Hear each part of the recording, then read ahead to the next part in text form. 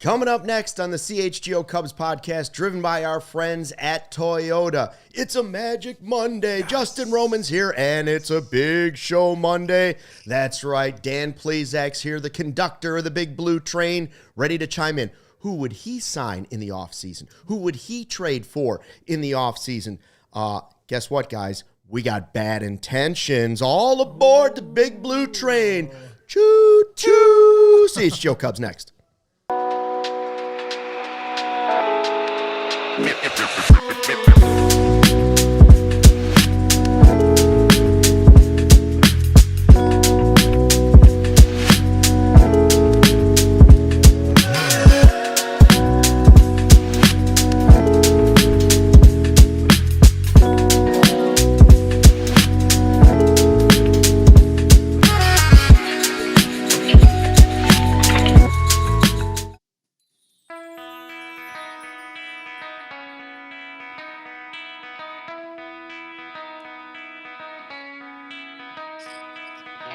Hey, Chicago, what do you say? It's the CHGO Cubs podcast, driven by our friends at Toyota. Let's go places. Luke Stuckmeyer, Justin Roman with you. Sean Anderson running the ones and twos.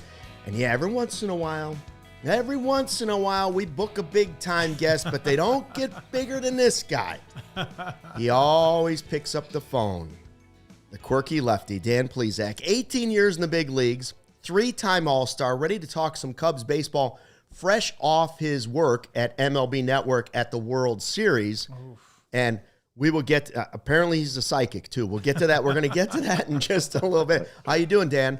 I'm doing good, Luke. Yeah, it was a crazy World Series. I mean, I've been to a lot of these things, started working at Network in 2009. I couldn't remember a more dramatic World Series from beginning to end, the 18-inning marathon, and then game 6 and 7, the emotional swings. I talked to you earlier. I will never again get emotionally invested in a team. When you play like I played for 18 years, you that fandom that you have as a kid goes away, because now you're the one that's out there playing and you have your favorite team as a kid. But when you play against them, it's not like, oh, I'm playing against my favorite team. But I had a little bit of a rooting interest. I played 4 seasons for the Blue Jays. Great bunch of guys. Love their manager, John Schneider. Now I can see why Cub fans all across the world, when the Cubs get knocked out, now I understand the curse and why 2016 was so important, because when that last out was made and Kirk hit into the ground ball double play to end the World Series, I didn't know what I wanted to punch. The seat in front of me, elbow the guy next to me. That fandom thing, that is a real thing, and I fell for it, Luke. Yeah, see, it doesn't go away. You just suppress it a little bit, and then all of a sudden you're back there, and when the moment comes, and there it is. I'll tell you, the way to get over it, Dan, is always a couple of Italian sausages, maybe a Polish. That always helps ease the pain a little bit. That's just a recommendation. Okay, running joke. When you and I worked together doing Cubs pre- and post-game, and we went on assignment on the road, listen, you could have a 5-star restaurant. I'm all about ballpark food. I get the biggest line of crap every time when we get off. We do the pre or the post game show, and everybody's like, hey, we're going to go up to the suite. They've got good food up there. What are you going to do? I'll meet you up there before it's first pitch. I'm walking around. I'm experiencing some ballpark food. Luke, you give me an Italian sausage with some mustard, Diet Coke, and French fries, and you're going to look at one happy ex-left-handed reliever. That's right. See, Justin, it's because you could take the man out of Northwest Indiana, but the NWI is always still there. He's a man of the people. Yeah, Justin, let me ask you this, Justin. When you go to a ball game or you go to a Bulls game or a Blackhawks game, are you a ballpark food guy? Oh, absolutely. And good. And at Wrigley, it's not the hot dogs they are selling in the stands. You got to go into the concourse and get the hot dogs with the grilled onions. The grilled ones, yes, the grilled ones are the best. I mean, I don't put anything on those things. They are plain with just grilled onions, and it's just different. It's a different type of taste. My favorite hot dog in the world. Now, we've already wasted 5 minutes, but I want to ask Dan this since we're on the topic. Yeah. Dan, when it's all said and done and you've gone to the beautiful clouds in the sky, rest in peace, Dan Plesac, what do you want a ballpark to name after you? A Polish? An Italian? Maybe a hot fudge sundae? What would you like to be remembered with? We're going to call that sandwich the sack attack because you're probably going to have a heart attack after you eat it. It's going to be an Italian sausage with mustard, and it's got to be on the grill. I don't want anything that's boiled. I want it grilled. I want that grill taste. Light mustard, a bun, preferably a poppy seed bun, but I'll do regular if it goes, and a Diet Coke. So you give me a good Polish with mustard and a Diet Coke, I'm good to go. Awesome. That's good. Poppy seed. I always knew he was crazy, but then he threw the poppy seed at me. Okay. Now, you guys were talking about, Northwest Indiana. I saw you were from Gary, Indiana. How does it feel to be the second most famous person from Gary, Indiana? Because Michael Jackson, born and raised in Gary as well. So how does that feel?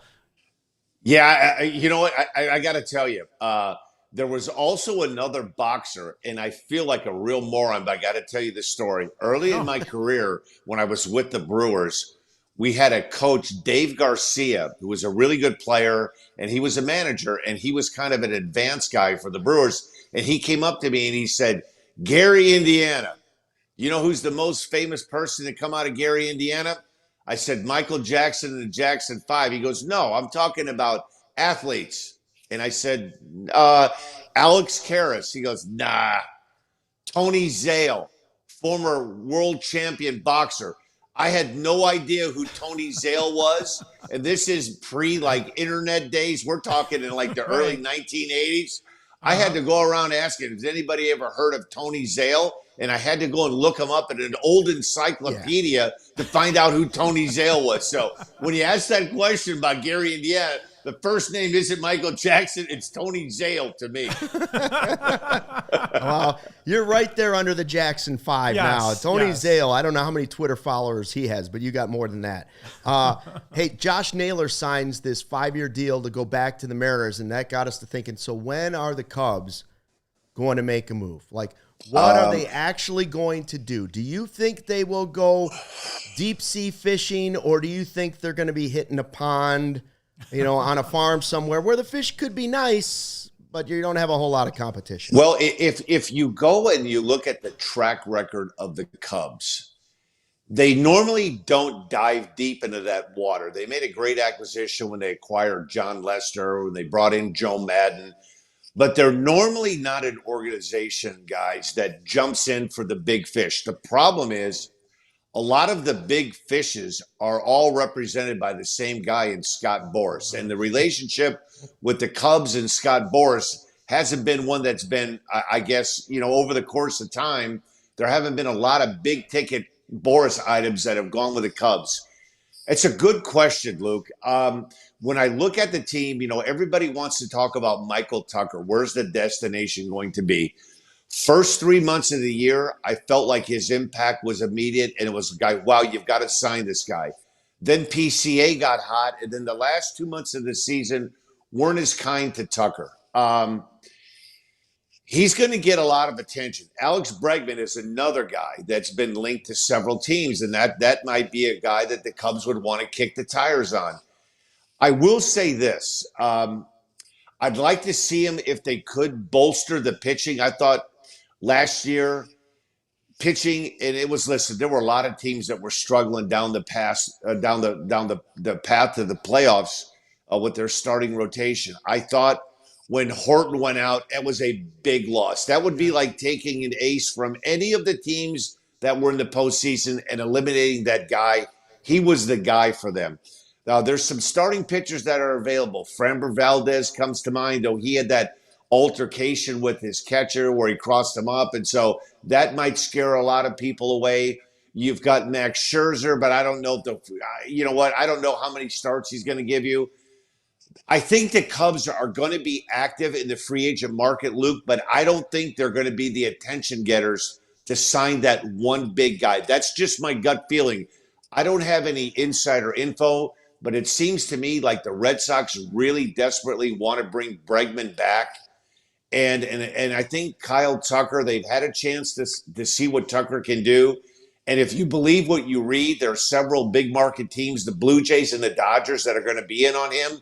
If the Cubs want to spend money more than those two teams, then they've got a shot to keep Tucker. If not, I think he'll be playing elsewhere.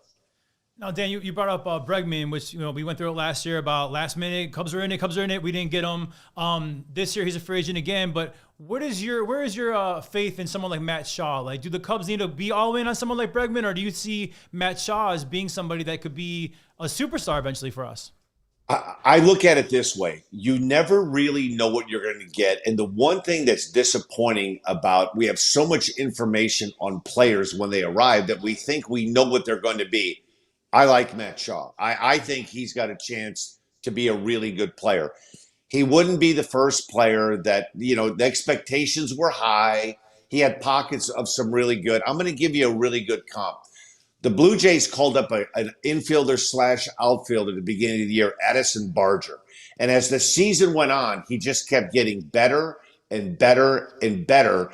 And as that World Series went on, his at-bats got better and better. And Barger, because I watched a lot of Blue Jays games, kind of a free swinger, a little bit more swing and miss than you'd like to have in his game.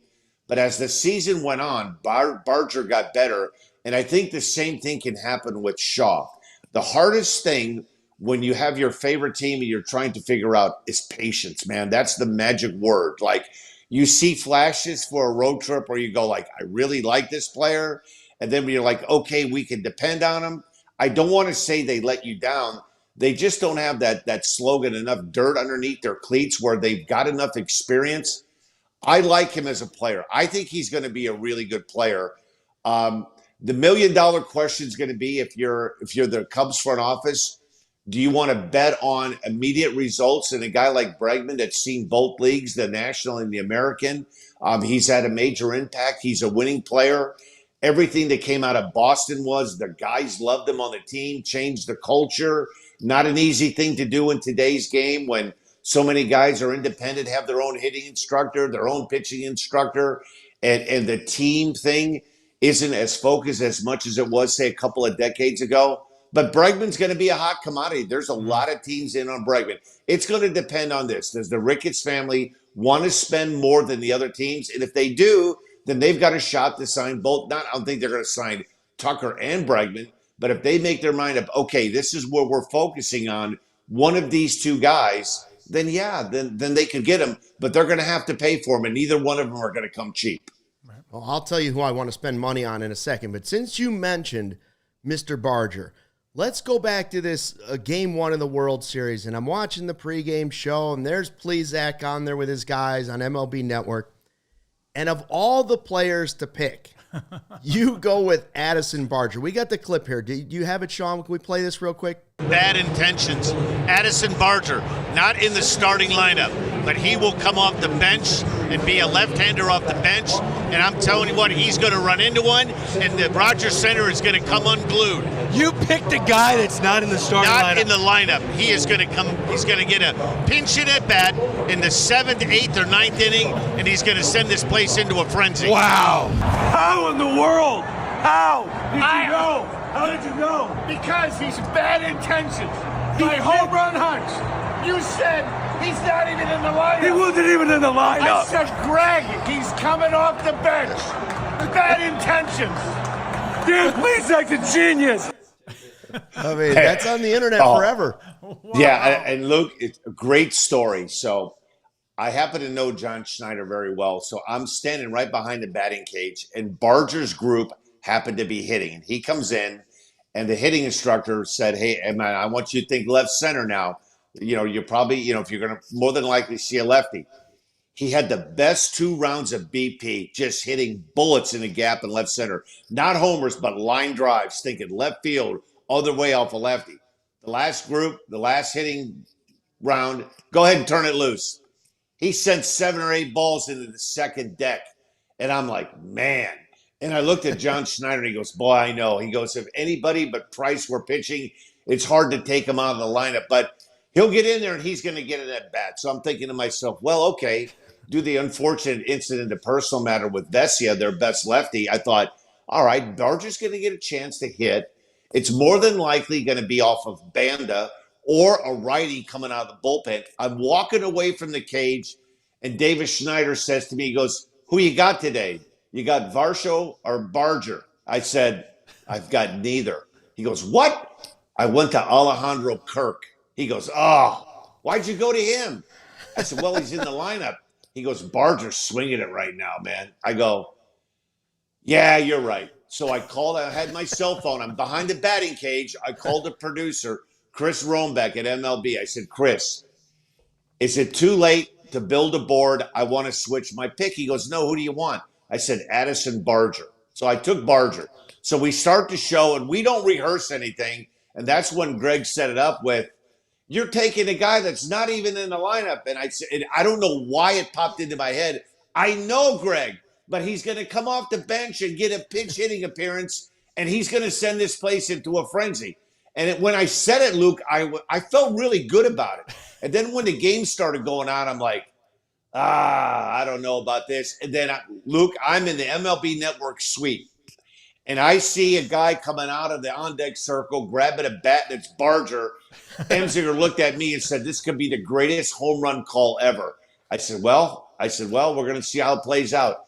The count got to 2-1. I looked at Greg. I said, Greg, if it's going to happen, it's going to happen right here, 2-1.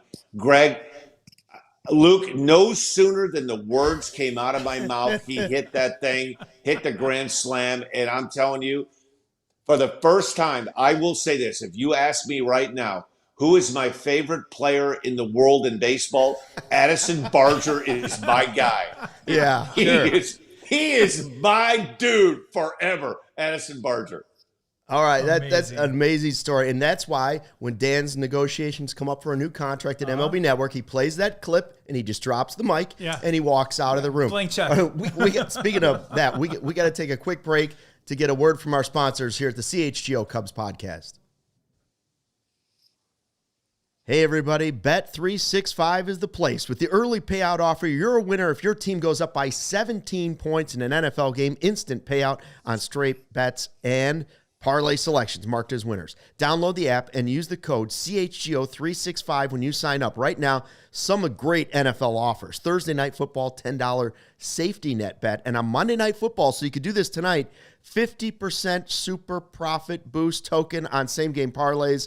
Yeah, 100% parlay boost. Double your winnings on parlays with the Bet365's 100% parlay boost. Download the app and use the code CHGO365 when you sign up. And breaking news, new customers now get $200 in bonus bets when you bet $5, win or lose. Sign up and use the code CHGO365, deposit $10 and bet $5 to get $200 in bonus bets if your bet wins or loses. Bonus bets can be used on spreads, totals, player props, futures, and more. Whenever the moment, it's never ordinary at Bet365. Must be 21 and older. If you or someone you know has a gambling problem, crisis counseling and referral services at 1-800-GAMBLER, in-app only.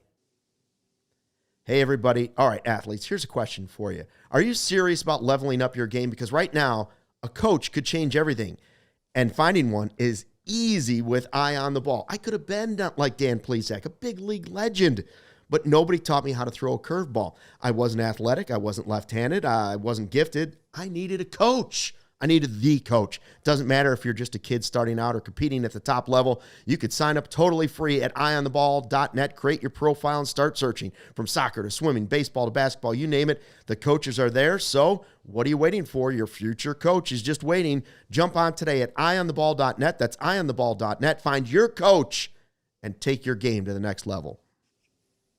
Back on the CHGO Cubs podcast with MLB Network's Dan Plesac, former Cub and my former teammate, and we were just talking about the Addison Barger call. First of all, unbelievable. Amazing. Now, let's get back to the Cubs, okay? We got a question. You mentioned some pitchers in there. Justin and I have a dream, and that dream is that Dylan Cease returns to the franchise that could have made him great had he not been traded away. What would Dylan Cease mean to a Cubs rotation, and can you give it just a tiny mustard seed of a chance? Mustard seed, probably more than a mustard seed. Yes. It was kind of a down season for him because the expectations were so high. He has what everyone's looking for, swing and miss in his game. The ability to strike people out, the ability to miss bats. I thought as the season went on, he picked a bad time to have, by his standards, a mediocre season, but as the season went on, he had a couple of good starts towards the back end of the season, and he's going to be a very high ticket item. I've heard that the Orioles are kicking the tires, Blue Jays kicking the tires. You're bringing up a lot of guys, but unfortunately, the cat's out of the bag on a lot of these guys. He would be a great fit. I think if Justin Steele is back in that starting rotation, you have Horton back into that starting rotation, and you could add one more guy, because when it all comes down to it, and I think you saw this with the Cubs, when you rely on offense to get you through, it's hard. As good as they were the first 2.5 months, that Cub offense, I had a chance to talk to Dave Roberts. I did a MLB Network showcase game, and I asked him, hey, who do you think was the best team up until now that you played? He goes, I'm telling you, that Cub lineup is serious, man. Wow. It reminds me of an old American League lineup with the DH. They can hit. And I was like, wow, it kind of surprised me. Then the numbers started to bear that out as the season went on. Like they were hitting for slug. They were on base. They weren't striking out a lot. And then they kind of went into a little mini free fall. But that happens when you base your team on run production, because it's so hard to predict that from year to year, guys having good years, bad years. I just think that you're better off if you can handle things. I think the Blue Jays won the AL East because, quite honestly, they had the best pitching in the East, Luke. When I picked the Blue Jays to get to the World Series on opening day and win the AL East, only because I love the starting pitching. Now, Jose Barrios was put on the IL the last 2 weeks of the season, so he wasn't part of the postseason. And I didn't even know, some of the young players that end up having a big say in things. But I loved Chris Bassett. I thought Scherzer was going to be a really good addition. And when you looked at the Blue Jays, I think the reason they won the East is because their pitching top to bottom was better than anybody else's. And I think that's the one thing I'd always err on the side of, I'd rather spend a little bit more money and know what I'm going to get with starting pitching than I would with the lineup. That's just my personal thinking. Yeah, that's good thinking, actually. While we're talking about pitching, Cade Horton, how good is this guy and how good can he be? Because, we have a nickname around here, Ace Horton, because what he showed second half of the season was unbelievable. So you're a former pitcher. What's the limit for this guy? I'll tell you what I labeled him on MLB Network. He's a hybrid between a horse and an ace. I called him the horse's ace. Because he's a horse's ace. I love it. I like everything about this guy. What I like the most about him, I love his demeanor on the mound. I mean, he is a no nonsense. He gets after it in this day and age. And I know a lot of people will argue with me about this, but I don't think it's ever been a more difficult time to be a pitcher than it is today. When you see that box that's on your TV, when I played, you would get courtesy a couple inches off the plate inside, a couple of inches off the plate outside. Those days are gone. The Levon Hernandez, World Series, 5 inches off the plate, called a strike. Those days are gone. And so you have to have good enough stuff that you could throw the ball in the strike zone. And I think Cade Horton has a chance. Former first rounder out of Oklahoma. I like everything about him, guys. Justin, I think he was the most underappreciated and not talked about starting pitcher the last 2 months of the season of any team in baseball. Imanaga gets a lot of attention because his first couple of years were really good. He's got a unique delivery, and he's a fun guy to watch pitch with his mannerisms. But Cade Horton, man, he reminds me a little bit, if I'm playing a comp game, he reminds me a lot of Hunter Brown of the Astros. Not a lot of BS, just gets it and throws it and lets his arm do all the talking. I don't know how far the Cubs could have gotten. Could they have gotten by Milwaukee? Yes. But I think if they had Cade Horton in that pitching rotation, it wouldn't have been, hey, we're going to go an opener. You're having to rely on relievers in the third and fourth inning. And if you're Craig Counsell, there isn't anybody smart enough to keep pushing those kind of buttons. Look what the Dodgers did. Now, they stayed away from the bullpen when it counted in games 5, 6, and 7. They were using their starting pitchers, Yamamoto, Blake Snell, Glasnow. That bullpen was thrashed. And it all starts with starting pitching. Cade Horton, to me, has a chance. I think he has a chance to be the first Cub pitcher since Wooden Pryor that they drafted and they developed and they got any significance out of. I mean, a guy that's going to pass the test of time, a guy you can count on. He's going to be in the line of Kerry Wood and Pryor. That's how good I think he is. Now, Wow. I might be overrating him, but I don't think enough people in baseball dove into this guy the last 2 months of the season, how good and how important he was to the Cubs. Yeah, Dan, that's like what you were saying before. With the depth of a starting rotation like Toronto had, if you can get somebody like Cease, and if you want to decide you spend your money there, or whomever you think it is, maybe it's a trade for Joe Ryan, blah, blah, blah, blah, blah. But let's say it's Cease, Horton, Steele comes back, Boyd, and if Tyone is your fifth starter in the last year of his deal, that rotation's as good as anybody else. Now, a lot of things still have to happen for Steele to come back, for Boyd to be able to bounce, his arm to be able to bounce back after those injuries. But I think that's the only path for the Cubs to really compete with somebody like the Dodgers, to be able to go into the postseason and have that type of pitching where even a Dodgers lineup, who might add Kyle Tucker, that's the one advantage you still have in baseball is great pitching can still beat good hitting. So I want the Cubs to stockpile pitchers. And if you have leftovers at a trade deadline, then that's how you fill your farm system. If you have a leftover Tyone at the end of a deal and you don't think you need him for the run, that's who you trade off. Is there anybody else? Like, are you afraid of the Schwarber Valdez thing because of the catcher? Like, if he was your teammate and he chucked one right into the chest of your catcher, would you be worried about signing that guy to a deal? Let's put it this way. I look at it this way. I think when a guy changes organizations, you take that dry erase board and you wipe it clean. Now, if you're asking me if I were a member of the Houston Astros that night that happened, I would have been livid, incensed, ticked, PO'd, whatever, however you want to say it, because the lifeline of all pitchers is the catcher. They are. And no matter if you don't like working with a particular catcher, he has a difficult time calling a game, you're just not on the same page, you keep that into yourself internally. And I didn't like when it happened. I thought it was one of the worst things I've seen a pitcher do, but I'm not going to judge him on one thing one day. Now, if you're asking me if he was coming back and he still had 3 or 4 years left, let's say he did this in a Cub uniform at Wrigley Field in September, I think then you may have to say, like, hey, you know what? I think we gotta look and see what opportunities we could have. We might need to get this guy out of here.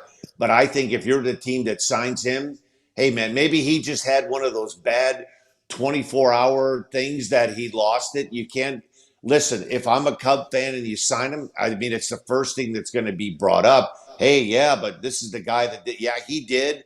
But listen, in the world of sports, we're not dealing with a lot of choir boys to begin with anyway. You're looking to get a guy. You wanted to be a 200-inning guy, a lefty that can get both lefties and righties out. And if I think he ended up in a Cub uniform, I would be tickled to death if I were a Cub fan. You don't have to go to dinner with him. All you have to do is watch him or go to the game and watch him, right? That's right. Love it. Speaking of Cubs and Wrigley Field and pitching and everything, I'd be remiss if I didn't bring this up. I'm a left-handed pitcher, grew up in the area, born and raised here. You're a left-handed pitcher from the area, actually got to pitch at Wrigley Field for multiple seasons. What was that like, and how is Wrigley Field different than all the other stadiums around the country? It's unique because it's two ballparks. It can be the best ballpark to pitch in when you have a north wind and it blows in, and it can be a very difficult ballpark if you're a fly ball pitcher. I will say this. Those 2 years playing with the Cubs, my first 7 years I was in Milwaukee, smaller media market, smaller town, a lot like playing in Cleveland or playing in Kansas City or Detroit. It was an eye-opening experience because the love of Cub fans to that team. I think 4 teams, the Mets, the Yankees, the Dodgers, and the Cubs travel better than everyone else, even though the Dodgers are starting to get that way now because they're building this dynasty. But there's just a different thing playing at the corner of Clark and Addison. And the coolest thing for me was when I signed with the Cubs, that was before interleague. So we never got a chance. I never had a chance to step foot in Wrigley Field till I put a uniform on with the Cubs. and you see that ivy in early April and it's brown and it doesn't have much appeal. And then all of a sudden you come back from a road trip the first week of May and it starts to turn green. There's just so many cool things about playing for the Cubs. It's the ballpark, it's the fans, it's the neighborhood, it's the recognition. There isn't one thing that makes that thing special. There's a whole lot of things that make it special. I'll tell you this. I played for 18 years and have had a lot of experiences traveling, going to all different places. I have yet to talk to one player that played for the Cubs that disliked their experience playing there. It's a combination of everything. It's the day baseball when you get used to it. It's the fans. It's the ballpark. It's the appeal.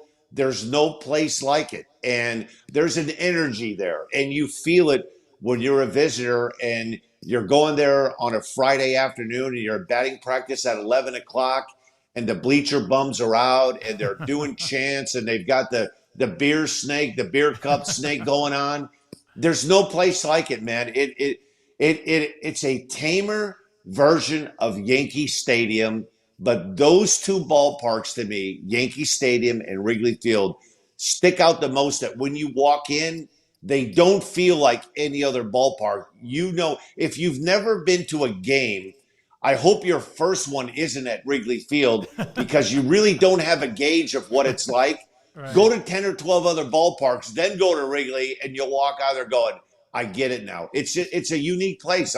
I can't say one thing that sets it apart from the other ballparks, but it is just a unique place that it's passed the test of time. I mean, when you think of the Cubs, you think of Ernie Banks and Leo DeRocher and Ron Santo and Billy Williams and Mark Pryor, Kerry Wood, the Bartman game. There's just been so many crazy things. I will say this. In all my years of playing and in broadcasting, I had one moment in my life at a baseball field where I had goosebumps and almost had tears in my eyes. With 2 outs, when they clinched to go to the World Series against the Dodgers, when that last out was made, and to feel like that's home for me, Northwest Indiana. And even though I'm working a national job, I was covering that game for the network. And we had a stage on the field before, and we did a show after. That last out, I was standing by the left field foul pole because we weren't able to get on the field. And when that ground ball was hit and the last out was made, that place erupted. And I remember looking around and seeing all kind of generations of Cub fans, from young to teenagers to college kids to grandparents to post-grandparents, and just seeing the raw emotion of, I'm going to see a World Series in my time, and I will never forget this. After the celebration, the players are running on the field. That singing of Go Cubs Go was like nothing I've ever experienced ever in my life. I was standing there, Justin, by the left field foul pole, watching these people sing Go Cubs Go. And man, I almost had tears in my eyes. I was like, I get it, man. I finally get what it's all about. Because, when you ask people about, there are just certain teams, the Yankees, the Cubs, the Dodgers, the Red Sox, you know what they are. When somebody said, hey, you're a Cub fan, you could travel anywhere in the United States. Hey, who's your favorite team? The Cubs. Oh, the Cubs. I mean, they're a local national brand, and it's a unique place to play. There's no place like it. It's like when the Blues Brothers said, I've seen the light, the Oh, it is. Yeah, right? That's it. Yeah. All right, more with the great Dan Plesac from MLB Network in a minute, but first a word from our sponsors. Mando whole body deodorant, safe to use anywhere on your body. Pits, balls, thigh folds, belly buttons, butt cracks, and feet. Clinically proven to block odor all day and control your stink for 72 hours. All products baking soda free and paraben free. Choose from a variety of fresh scents like bourbon leather, Clover Woods, Mount Fuji, or Pro Sport. Clinically proven to control odor better than a shower with soap alone. 12 hours after a shower, the average man's Grundle odor level was 5 out of 10. With Mando, that Grundle odor is gone. 0 out of 10. Mando starter pack, perfect for new customers. It comes with a solid stick deodorant, cream tube deodorant, and 2 free products of your choice, like the mini body wash and deodorant wipes, and free shipping. Special offer right here, 20% off site-wide with our exclusive code CHGO. Shop at Mando, 20% off site-wide with free shipping. Shop Mando.com, and please tell him our former Grundle odor sent ya. 4 Seasons. Hey guys, winter is here. Did you feel that temperature drop?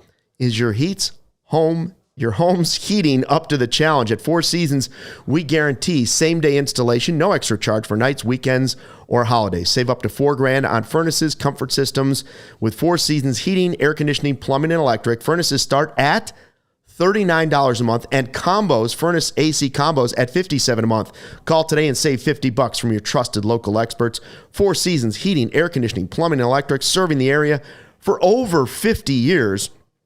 They are your trusted local experts. So visit 4seasonsheatingcooling.com for all their special offers and money-saving coupons. That's 4seasonsheatingcooling.com. Man, when that furnace comes on, you will thank me. Don't get left out in the cold. Call our friends at 4 Seasons.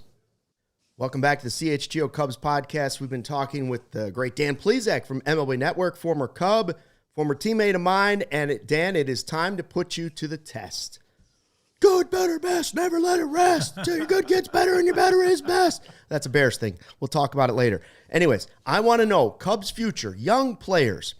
You got just one for each category. Who's your good, who's your better, and who's your best?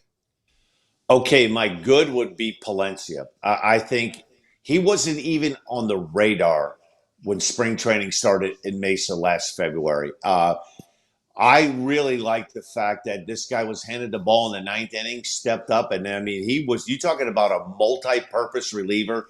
He was the guy. The postseason started. It was the 3rd inning, the 5th inning, the 6th game. Yeah. It didn't matter what the situation was. Can go multiple innings. I think he's a big part. So I would say he would be good. And you're better. So just a step above Palencia for the future, but somebody that you're very high on. Better would be PCA, Pete Crow-Armstrong. Jury's still out. The first 3.5 months he was great. Started for the All-Star team in the National League. Came a long way in a short period of time. Think he has a bright future. I like to see him get some of that swing and miss out of a game. Unfortunately, when you start hitting home runs, I think then you try to become a home run hitter. And I think that took the best part of his game away, which is his speed. He can get on the bases and disrupt it, but it's hard to get on when you're swinging and missing a lot. If you would have asked me in June, I would have said he was best. But after the end of the season, I would say he's better. Okay, and so your best is? Mr. Horton. I just think the Cubs have found themselves an ace starting pitcher. They're hard to find, Luke. And when you have one, very rarely do they become available on the free agent market. And when they do, they've got 7 or 8 years of wear and tear on their arms, so you're not quite sure what you're going to get. You're going to sign a guy to a long-term contract that's pitched for 7 or 8 years, and if he hasn't been hurt, he's probably going to get hurt on your watch because that's just the way the body's made up. I think he is such a good pitcher right now. And like I said before, I think since Woodard and Pryor, he's the best that they've delivered and developed since that point. Amazing. Yeah, I agree with that. Good, better, best. I like all of those. There's some other names you could have put in there. The last part of that phrase from Ben Johnson, the Bears head coach, is never let it rest. And that's where I say never let it rest. Fulfill the dream. Bring Schwarber back. Please find a way for Schwarber to come back. Dan, my 2 favorite guys to cover during the golden era of the Cubs, Schwarber and Hendricks. They, first of all, 2 nicest guys in the world, never had a bad day. Even if they did, they approached it professionally. Schwarber is a guy that fits in a city like Philly, but man, bring him back. When he hit that home run against the Cardinals in the NLDS to get the Cubs past the Cardinals, and he put that one on the scoreboard, I thought to myself, this guy's going to be Babe Ruth. And then the next year we saw him with the injury, and he comes back in the World Series. And I remember being there with you, and we were like, he's coming out of the dugout. It's going to happen. This is going to happen. Now they got to bring him back. Give me just 2%, 2% chance, 5% chance. Can we get anything? Well, I will say this. Is there a chance? Yes. They're going to have to pay. I know the Phillies would like to retain him. There's talk even the Mets would be in if they don't bring Pete Alonso back. He's going to get handsomely paid. I'm with you, Luke. As a matter of fact, at MLB Network, the last World Series postgame show we did, we were talking about, free agents and destinations. And we all brought up, boy, reuniting Kyle Schwarber in a Cub uniform. That would be an instant hit. He knows the ballpark. He knows the city. The fan base loved him. He's a Chicago kind of guy. No nonsense. Not a lot of razzmatazz. Show up. Yeah, he's going to strike out a little bit, but he hit left-handed pitching much better last year than he ever has done in his career. I think if you're asking me as far as the wish list, Luke, that would be number one under my Christmas tree. If Santa Claus delivered Kyle Schwarber under Luke Stuckmeyer's Christmas tree, wearing a Cub jersey, you would be one happy camper. I'm with you on that. The chances of it, I'm going to give it 25%. I'm not going to give it 2 or 3. I think it's at about 20. I think it's at about 25 because as this process goes on, and I think Valdez comes off the board, and I don't know if the Cubs want to dive in that deep with Bregman and Tucker. I really felt like if the Cubs wanted to keep Tucker, even though for the most part guys don't re-up during the course of the season, they let it play out. I think if Tucker liked it as much as the Cubs would like to have him, they would have had a deal done, or he would have said, I really enjoyed my experience. I'd like to see it. I'm hoping to come back. He played it right down the middle. Hey, I'm going to see what's out there, and, I'll come up with what best fits suits me for myself and my family. So, but to me, Schwarber would be the home run. If the Cubs could land Kyle Schwarber, the rest of it would fall into place. Absolutely. Dan, I got to ask you, you're a phenomenal broadcaster. You're a great personality. It's been fun to watch you grow from here in Chicago with Luke and now obviously doing it on a national stage. Playing ball and broadcasting, is there a favorite yet, or are you still kind of feeling it out? And are you feeling the different energies of the two professions? Yeah. Well, you know what? There's nothing like playing, man. There's nothing like being on the mound at Wrigley Field, crowds on his feet. You can't replicate. You'll never get that experience again. But I will say this. When I started doing the pre and post game with the Cubs, Luke's there grinding. He's writing up the A block and the B block. Yeah, he's still doing that. I'd walk in. I'd order, 2 extra fried rice, dinner versions from you, Choi. I was just eating vegetable fried rice. I'd put a coat and a tie on. We'd do a 30-minute pregame show. I'd watch the game. Luke's typing away, and I'm watching the game and carrying on, joking. And I'd hop in and answer my questions post-game. But I will say this. I'm going to tell you what I've realized over the course of time. The journey started in '86 with Milwaukee, and I found myself on Game 7 of the World Series this year, sitting doing a pregame show, and Clayton Kershaw was our first guest. And I remember sitting there going, what an amazing run this has been for me. I was able to experience it at the highest level playing. And the toughest part for me when I took this job at MLB, I had to relocate. I had to move. I had 2 daughters, and it meant full-time being out in New Jersey. The job I loved, relocating and restarting my life again, was the hardest part of the equation. But now my daughters are older. One's married, has 2 kids. Natalie's 30. And I'm at a point now where I'm kind of empty nesting and enjoying what I get to do. And I will say this. I was at Game 1 of the World Series, the national anthem. I got goosebumps. The Canadian national anthem, I got goosebumps. One thing I've learned over this since 1986, I love baseball. Yeah. I love baseball more than anything else. So if you're going to ask me, what's the secret to what I've been able to do? If you don't love what you're talking about, it's hard to fool yourself every day that you look forward to going to work. I'm spoiled. I get to go to work every day, and we're talking about the best stories, the best teams, the controversial topics. And I didn't have to do what Luke had to do to try to go run down and find 3 players to fill a post-game spot after they lost a close game. I was just going to stand there with Luke and do an interview, but he had to do all the late work. And so I've never had to do that. And so that's what makes the job hard, but it's great. I've never lost my love for the game of baseball, and that's kind of what's gotten me through.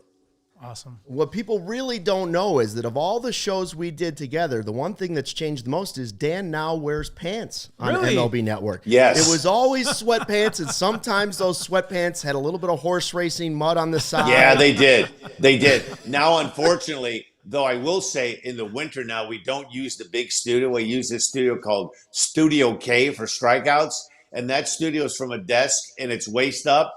Good thing we don't have to get out from behind the desk because, Luke, I'm still wearing the jogging pants underneath Still when I the do those joggers. shows. Oh, yeah. They're on. Amazing. Hey, real quick before we let you go, one more. Just in the news today, I saw Draymond Green was getting into it with a fan at the Warriors game the other day. Did a fan in baseball ever really get under your skin at a game when you were pitching or in the bullpen? Anybody ever get into it where you thought, man, I'm gonna go have at least talk to that guy after the game? Anybody?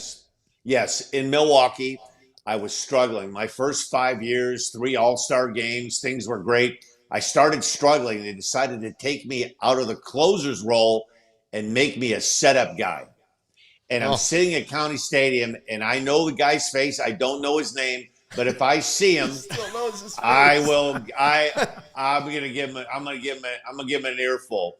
And so he was saying, "Hey, Plesac, Sackman, you're the setup guy. No, you're the butler." And so literally, Luke, for like the last 3 months of the 1991 season, every time I would get up to warm up at County Stadium, he was there. He must have went to 60 of the 81 home games, and he would stand up and yell, "There he is, everyone. The butler's back." I never looked at him, but Luke, he got under my skin. He was the only guy in 18 years that I thought, it might be worth spending a night in jail because I want to drop my glove and go up there and let him have one. He was the only guy. He called me the butler. The butler. Dan, I looked it up. In 1991, at home, you had a 5.63 ERA. Away, you had a 2.84 ERA. Was it that guy? Absolutely, It was that guy. Yeah, and I'm telling you what, and it seemed like no matter what I did, Luke, if I can't tell you how many times I warmed up, and at Old County Stadium, the bleachers stopped between the left field and left center field and right center field foul line. So there was a gap. And he would stand on the railing right behind the gap. You could not hear him. And it got to a point where our bullpen coach would be like, "Hey," I go, "don't say anything to him because it's going to make it worse. Just let him go." And he just never stopped, Luke. It went on all of August and September of 1991. And the worst part about it was I wasn't pitching that good, so I really didn't have a reply anyway. So I had to just take it all. And it was a tough time. Well, I think you got the last laugh because he has to watch you That's right. on the national coverage whenever he's putting on, for the playoffs or whatever. So I think you got the last laugh, Dan. Yeah, that's it. Take that, butler. Yeah. And if you ever see the guy, you don't have to get physical. You don't have to yell at him. All you got to do is tell him, "Hey, look up Barger and Plesac," and then just walk away. Right. Yeah, just walk amen. away. Mic drop. Amen. All right, you're the best. Hey, have you hit a hole-in-one yet? How many hole-in-ones? Yes, one. In All right, 2018, yes, I had one hole in one, and I don't care if I ever get another one.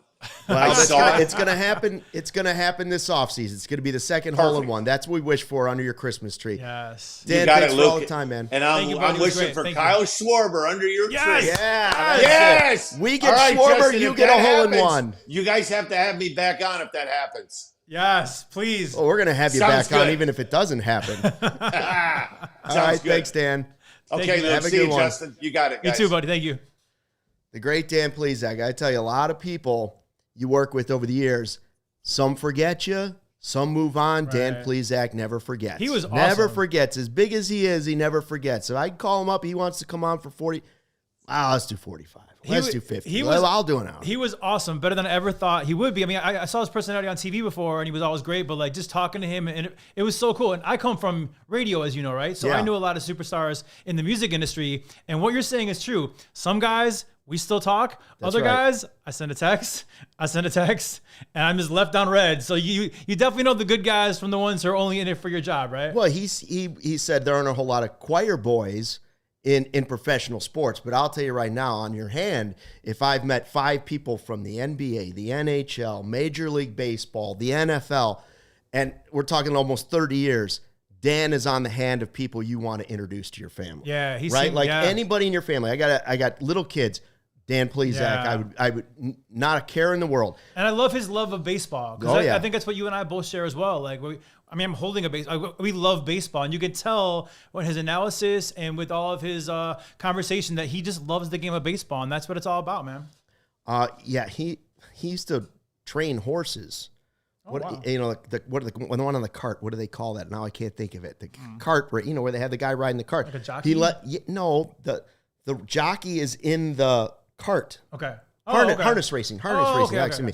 And he used to name all his horses. Ronnie Woo Woo, the Philly Fanatic. That's cool. And so I sent him a text the other day after the Barger thing, I said, he calls him Bad Intentions because he has bad intentions. Barger, I said, that's your next horse. When you get back into horse racing, down the stretch, Bad Intentions, Bad Intentions. Absolutely. Right? That's the one. All right, so we forgot to ask him about Kyle Hendricks a whole lot, but Hendricks, the Cubs sent out a nice tweet talking about his long career with the Cubs. Really cool video, by the way. If you haven't seen it, the tribute video is amazing, and and honestly, as Plesac was talking about getting tears in his, I mean, like even watching that video back because they highlight 2016 and the NLCS and the World Series.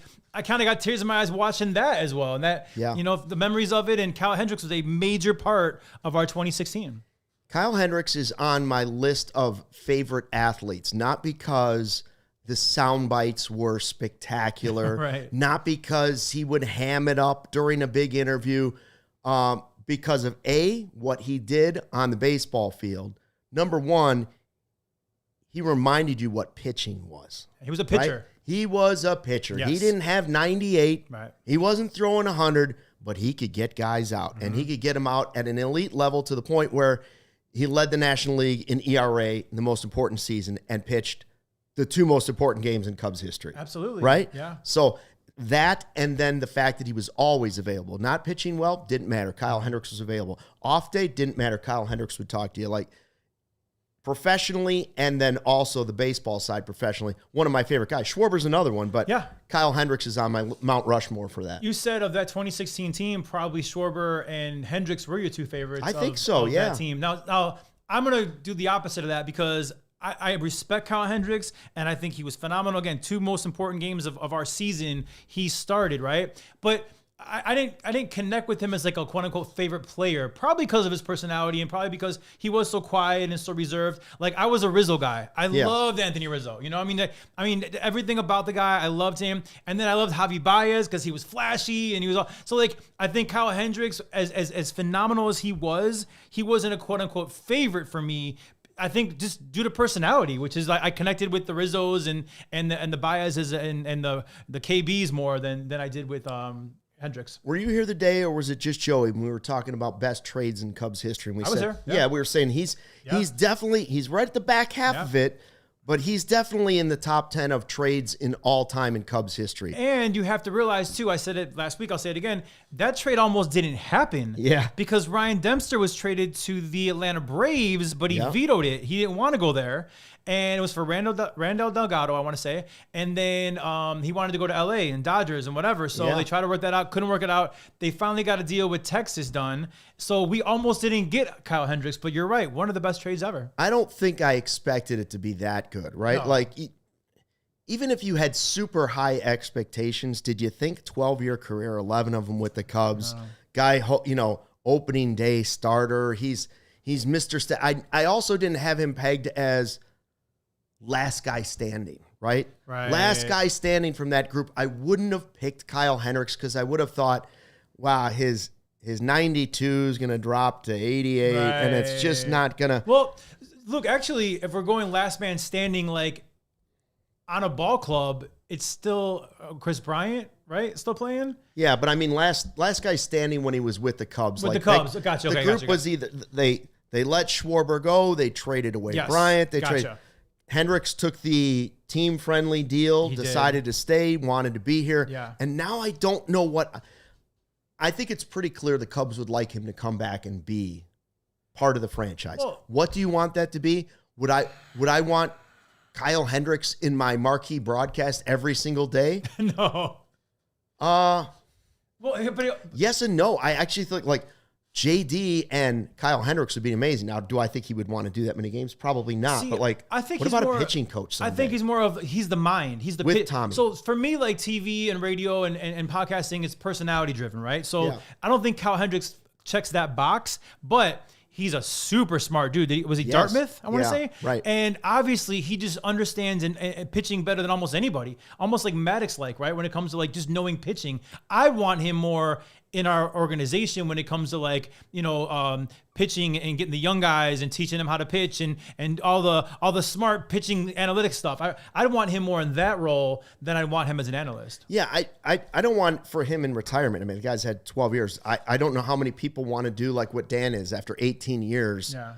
Do you want to continue to do double-digit years in broadcasting or whatever? Like, can the Cubs find some sort of hybrid role for Kyle Hendricks, more involved than Sutcliffe is even. Like, I love what Sut does for the Cubs, and I love that he's back with the team and has always been at spring training. That's the minimum of what I want for Kyle Hendricks. Yeah. I would love to see him sort of be in a travel around to the minor leagues, help the young players, but also help the Cubs in scouting pitchers. Yeah. Help the young players that, you know what, are trying to find that other pitch, and they're like, I don't know. And he's like, hey, I got this changeup I could show you. Let's work on this. I'm not saying get rid of Tommy Hotovy. I love Tommy Hotovy in that role. Right. But is there a way he can help Hotovy? Is there a way he can help the organization at a level that's comfortable for him? I would love to see it. Evan has a great comment here.